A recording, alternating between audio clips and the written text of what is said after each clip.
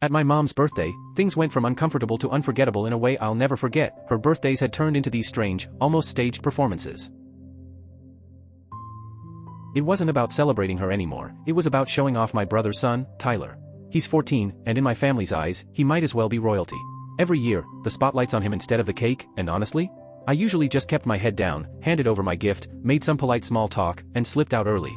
But this year, something felt off from the second I got the invitation.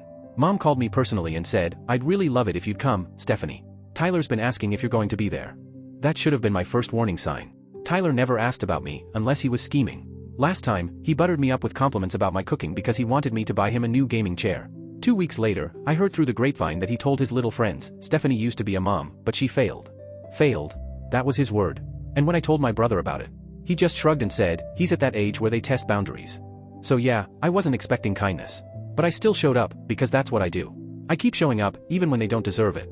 When I walked into my brother's house, it was louder than usual. Balloons everywhere, 2 grocery store cakes on the counter. Tyler had already ripped open half a dozen presents and was bragging to some girl about how grandma was going to buy him a car the second he turned 16. Mom was laughing like it was the funniest thing she'd ever heard. Nobody noticed me come in. I had to clear my throat, wave, and only then did someone reluctantly point out a chair. The necklace I'd chosen for Mom? Stayed in its little velvet box all night, unopened, forgotten. She was too busy telling anyone who'd listen how Tyler's teacher said he wasn't just smart, but genius level. Meanwhile, no one asked me about the charity fundraiser I'd hosted 2 weeks earlier. No one mentioned my business, my life, anything. I wasn't family, I was a prop. A placeholder they could glance at whenever they needed proof that they were better off. I ended up squeezed between 2 strangers. One guy double-fisting beers, the other snatched my fork when hers fell. I didn't even bother to say anything. Just let it slide. I'd been letting things slide for years. And then, it happened. Tyler stood up, soda in hand, strutting over like he was the star of some cruel little play. He stopped right in front of me, locked eyes, and with a smirk said, "Grandma says you don't belong here." Then, without hesitation, he dumped the entire cup into my lap. The shock of cold hit first. The stickiness spread almost instantly. My thighs burned from the sugar, and the sweetness made my stomach turn. The table? They laughed. Every single one of them. My mom chuckled and told her friend, "Oh, Tyler just says whatever's on his mind." My brother actually clapped. I dabbed at my clothes with a flimsy napkin, which only made them laugh harder. And I smiled, quietly, like nothing had happened. No fight. No tears. I just sat there, pretending I wasn't humiliated, but inside? Something shifted. It wasn't sadness. Not even anger. It was clarity. They didn't want me there. They never had. And for the first time, I finally believed it. 5 minutes later, I excused myself politely, as if I just had an early morning. I got into my car, drove home, and opened my laptop. That's when it hit me, I had leverage. Over a year ago, my brother had begged me to co-sign on a family business loan. Mom had guilted me into it, and back then, I was too fogged up with grief to fight. But my name was still on those papers. I had power I'd never touched. Until now. That night, I pulled my name from the loan and froze the account. By the time the bank called in the morning, it was already too late. The car they'd bought just 3 months earlier? Towed at 7:45 a.m. sharp. And then, right on cue, there was a knock at my door at 8 a.m. I opened it. And there stood my brother, Mike, fake concern plastered on his face, but the panic was real. I'd seen that look before, every time he'd messed up as an adult. The difference? This time, there was no mom to cover for him.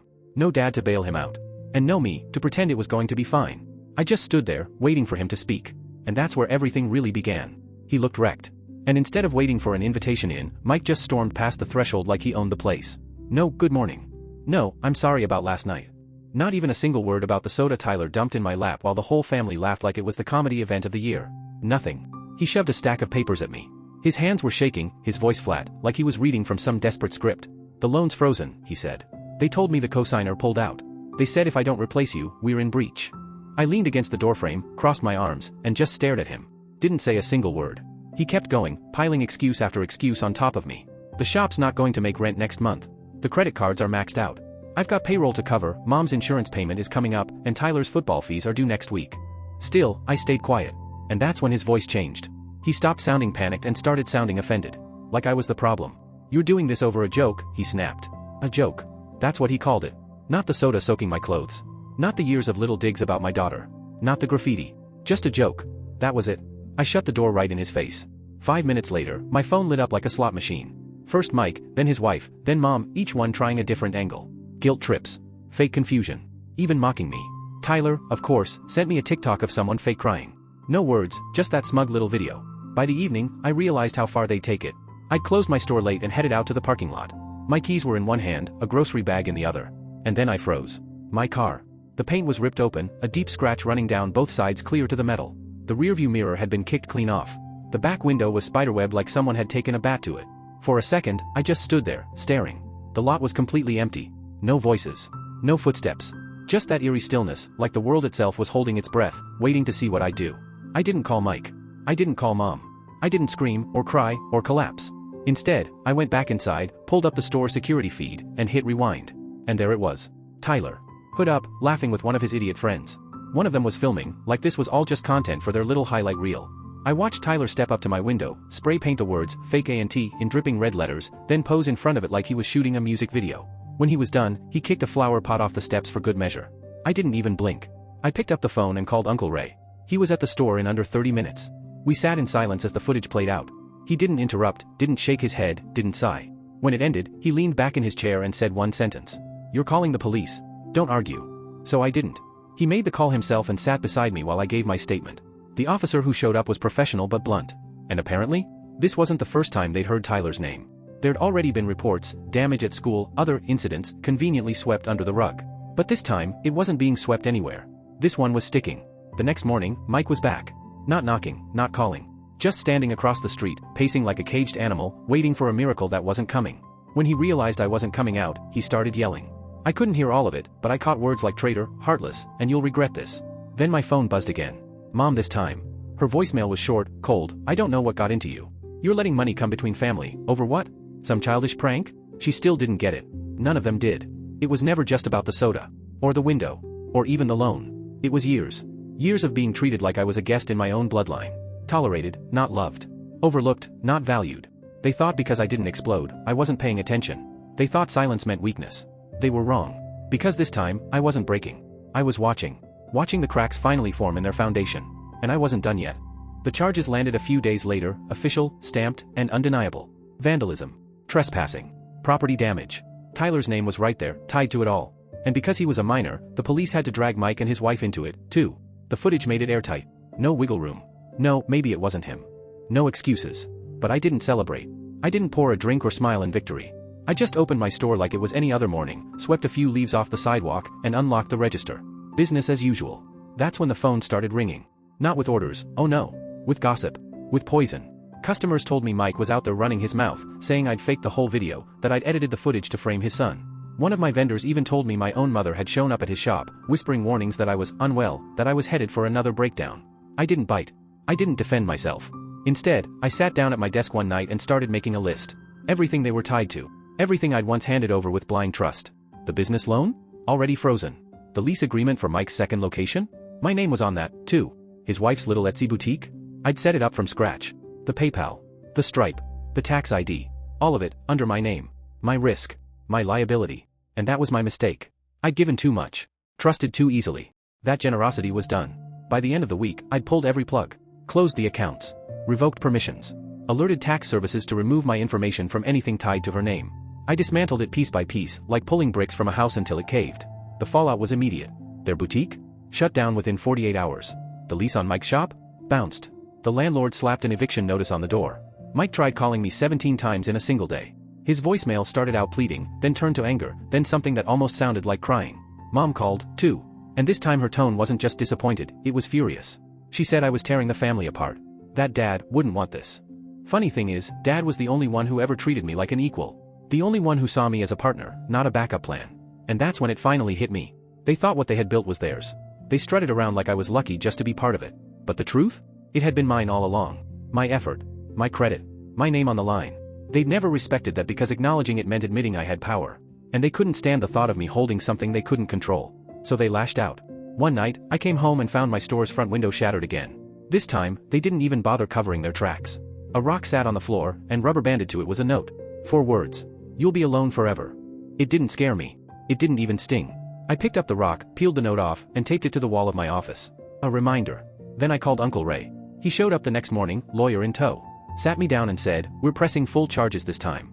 And if the court asks about emotional damages? We're going after that, too. I didn't argue. I didn't hesitate. Because this was no longer about a birthday party. Or a soda stain. Or even a broken window. This was about drawing a line in permanent ink. They weren't family anymore. They were just people who happened to share my last name. The court date was locked in. Tyler was being charged as a minor, sure, but Uncle Ray and our lawyer weren't about to stop there. The civil suit wasn't just about one kid's tantrum anymore. It was about the vandalism, the harassment, the smashed windows, the threats, the lies. And this time, we had everything: footage, the note taped to that rock, witnesses, and a lawyer who smelled blood in the water. I thought maybe, just maybe, this would finally make them shut up. That they'd retreat behind closed doors, whispering in panic, scrambling to figure out how to save themselves. But of course, I was wrong. 2 mornings later, my phone buzzed with a voicemail from an unknown number. I almost deleted it, probably spam. But something told me to hit play. The voice on the other end was soft, young, trembling. She introduced herself as Hannah. Said she used to work for Mike at his second shop, the one that had shut down right after I pulled my name from the lease. She admitted she didn't understand everything back then, but when she heard about the lawsuit, the pieces started fitting together. She said she'd overheard Mike talking to his wife weeks earlier. He was plotting to make someone look unstable. She didn't know who he meant at the time. Now she did. And then she dropped the bomb. He smashed the second window himself. I froze, my heart hammering in my chest. I called her back immediately. She answered after a few shaky rings, her voice still shaking. She told me she was done staying quiet. She had texts, screenshots, receipts, proof. She didn't want to be tangled in their mess anymore, but she couldn't sit with it either. I gave her my lawyer's info. Within the hour, she'd sent everything over. And that wasn't the end of it. That same night, another woman reached out, said she used to help Mike's wife with her online boutique. She'd seen fake invoices, written with my name on them, being sent to vendors. They'd use me like a shield, pretending I was a co-owner to secure supplier deals, early shipments, even pull off a refund scam once. Then a third woman slid into my store's Instagram messages. Different story, same dirt. More fraud. More manipulation. I sent it all straight to Uncle Ray. By the next morning, this wasn't a vandalism case anymore. It had blown wide open. Fraud. Misrepresentation. Identity misuse. Our lawyer filed amendments to the claim before lunch. And Mike? He wasn't ready for that. For a split second, I thought this might finally break them. Maybe they'd back off. Maybe they'd apologize, or at least go quiet. But no. They doubled down. Late that night, I heard a noise outside. My stomach tightened as I pulled up the camera feed on my phone. And there they were. Mike, his wife, and my mom. Standing in front of my store like they owned the place. Not moving. Just staring in through the glass. And then Mike pulled out his phone. He started live streaming. I watched it unfold in real time from my apartment upstairs. He sneered into the camera, called me a parasite. Said I was milking my daughter's death for sympathy, for attention. Said I was destroying the family legacy. Said I was unstable. Needed help. And the whole time, my mother stood behind him, arms folded, not saying a single word. Not stopping him. Not defending me. I didn't go down. Didn't scream at them through the glass. I didn't give them a show. I just hit record, called the police, and forwarded the live stream to our lawyer. The video came down within the hour. But by then, it was too late. Someone had already screen recorded the whole thing and sent it to a local news blog that thrived on messy family drama. The next morning, the headline blared across their site. Family feud turns legal. Live stream meltdown adds fuel to fire. And I knew this was only the beginning. The next morning, the air felt different. People started coming into my store, not just regulars, but strangers too. Some kept it casual, just bought a few things and slipped out. Others leaned in with quiet words. Good for you. Stay strong. One woman left a folded note on the counter before walking away. It read, "You handled this better than most would." And all I did was keep working. Stocking shelves. Ringing up sales. Acting like life was normal, while behind me, the fire I hadn't started was spreading fast. 2 days later, the official summons landed in Mike and his wife's hands. Fraud. Defamation. Damages. The whole list. Their lawyer tried to float a deal, said they'd be open to a private resolution if I just dropped the public claims. I didn't even dignify it with an answer. I let my lawyer handle every word, because what they never grasped was that this wasn't about revenge. This wasn't some game of payback. This was survival. And they were the ones who lit the match. The court date was set for a Thursday. I barely slept the night before, not from nerves, but because I wanted it finished. I wanted to walk in with the truth, walk out with the tie finally cut. I got there early. Uncle Ray was already outside, sipping his coffee like we were heading to pick up lumber instead of walking into a courtroom. Calm, steady, focused. He didn't waste words, just handed me the latest paperwork the lawyer had filed the night before. Final amendment. 7 exhibits attached. When Mike walked in, I almost didn't recognize him. Tie crooked, skin pale, eyes raw and red like he hadn't slept in weeks. His wife trailed behind him, whispering in his ear, clutching her phone like it was a lifeline. They slid into a row 2 seats ahead of us. Neither looked back. And Mom? She wasn't there.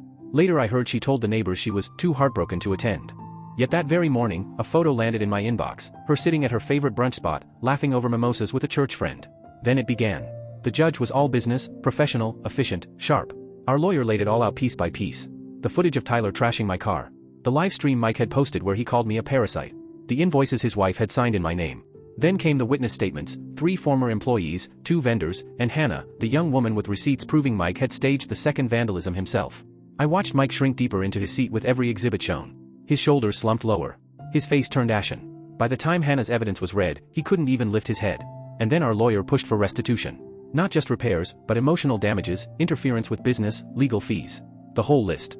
Their lawyer tried to spin it as excessive, called it a private family dispute blown out of proportion. The judge didn't buy it for a second. She skimmed the livestream transcript, flipped through the screenshots, then looked directly at them and said something I'll never forget. If this is how your family handles things privately, then I'm grateful it became public. We won. Every single claim. Mike and his wife were ordered to pay over $28,000 in damages. Tyler was sentenced to community service, mandatory counseling, and a formal apology letter, emailed to me later, clearly typed by someone else's hand. I never bothered to respond. But the part that hit hardest wasn't inside that courtroom. It was a week later. I came home late, arms full of grocery bags, and froze on the sidewalk. My flower bed? Torn up, roots and soil scattered. My mailbox? Bent in half. And my front door? Smeared with old food, reeking in the night air. No note. No signature. Just a mess. I didn't flinch. I didn't scream. I didn't even sigh. I cleaned it up, installed another camera, and filed another report. And this time? The police took it seriously. Because now, I had a record. A few days later, my phone buzzed with a message from the one cousin who'd quietly stayed in touch through all of this. He'd been at a small family gathering, mostly older relatives, nothing big, and he told me my name came up. Mom had said I'd turned into a cold, bitter woman. That I was using grief to get ahead. Mike, apparently, swore he wasn't done fighting. I didn't reply. I didn't rant or defend myself. I just took a screenshot, saved it, and set my phone down. And that's when it hit me, something so simple it felt like freedom. They were unraveling. The more I built, the more they broke down. Because while they were busy dragging my name through whispers and tantrums, my store was thriving. Better than ever. I just launched a new line of locally sourced products.